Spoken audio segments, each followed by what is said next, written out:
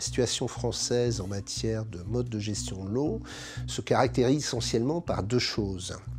D'une part, par la présence de grandes entreprises qui sont devenues les leaders mondiaux de l'eau, qui ont une très très longue histoire, qui s'appellent Veolia, Suez, Sor, qui sont nées au 19e siècle et donc qui exercent une emprise extrêmement forte en France. Mais ça veut dire quoi, citoyen? Nous sommes dans un service d'eau. Ça veut dire qu'entre citoyens... Vous avez demandé des comptes au syndicat des pompes funèbres? Nous allons donc pouvoir enfin découvrir où sont passés les 40 millions de sous-facturation. Et nous allons pouvoir nous assurer que pour les prochains contrats, il n'y aura plus ces 40 millions de sous-facturation. Certainement, madame.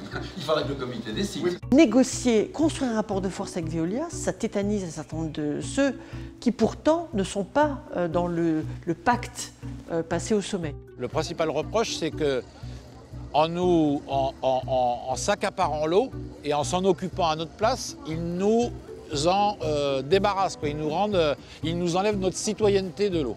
Certains voudraient en faire une question technique. Non, ce n'est pas une question technique, c'est une question très politique. Et je trouve vraiment très impressionnant et très encourageant cette dynamique citoyenne et politique qui se manifeste ce soir. Évidemment, quand vous êtes un lanceur d'alerte, comme on ne les appelait pas à l'époque, mais comme on les appelle aujourd'hui, ça évidemment m'attirer des ennuis. Il faut avoir des réseaux, il faut avoir quelques personnes comme Madame Mitterrand qui vous protègent. Souvent on me dit mais vous travaillez contre la France parce que les grandes multinationales de l'eau sont françaises et vous empêchez les marchés.